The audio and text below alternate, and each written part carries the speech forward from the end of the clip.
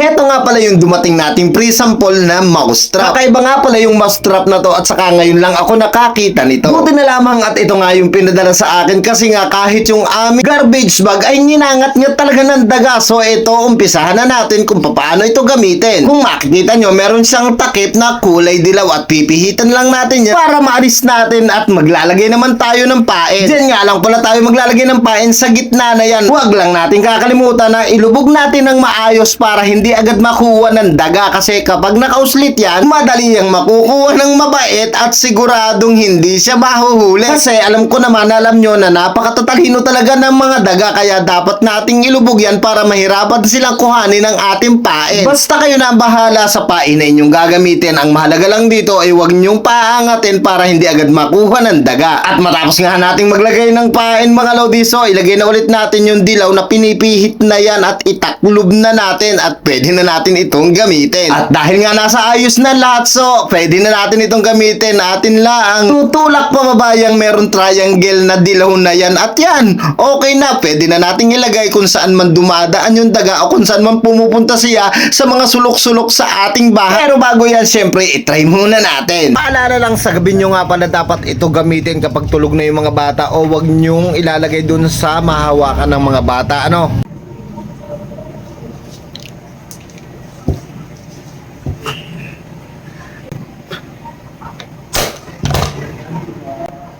Wow! Talagang kaunting dampi lang ay umigkas na agad. Ito na yata ang sagot para maalis yung mga pesting daga na nanirahan dito sa aming bahay. Okay, doon na tayo sa aktual na paghuhuli. Dito ko nga pala ilalagay itong isa nating pampain sa daga kasi kita ninyo yan mga lodi. Binubutas niya yung aming garbage bag. Basta meron kaming nilalagay na garbage bag, binubutas niya. So dito na lang natin ilagay so aabangan natin hanggang bukas yan. Okay, tapos yung isa naman ang ating ihahanap ng paglalagyan. Tapos ito namang isang ito mga lodi, so dito ko naman ilalagay kasi dito ko nakikitang dumadaan yung daga so yan, diyan natin ilagay yan.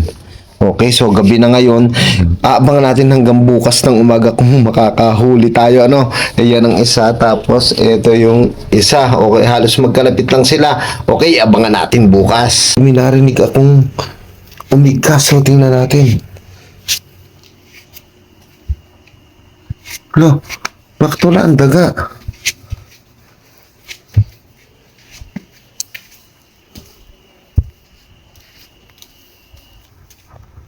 Wala naman daga. Ano nangyari dito?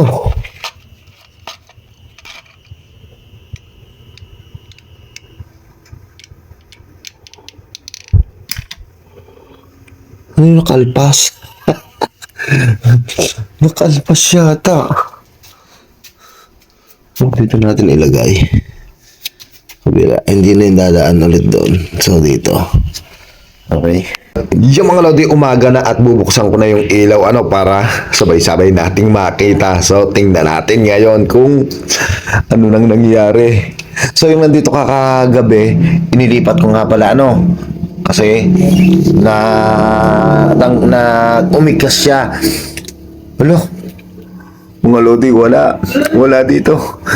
Walang nahuli tayo diyan sa may basurahan. Tingnan natin dito. Mga lodi, tingnan ninyo.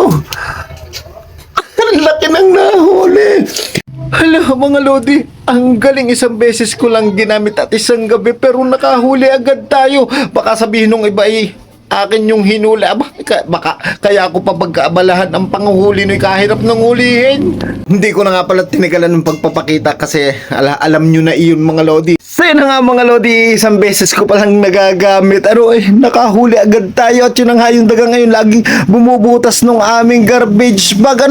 Kapag magtatapon ako, makikita ko butas na yung pala nangat-ngat na ng daga. Napakagaling. Natuwa nga ako dito kasi nung gumamit ako nung ipinapagkit, isang beses lang talaga ako nakahuli dun sa pinapagkit kasi alam na nila kung saan dadaan at tandang-tanda nila. Napaka-tatalino talaga ng mga daga at saka yung mga bubuwit. At sobrang akong humanga dito nung aking itinry itong ating Yan yung pre-sample natin. At kasi isang beses ko lang ginamit, nakahuli na nga agad ako. Siyempre, kayo pa rin ang bahalang humusga. Bali, ang link nito ilalagay ko sa comment section.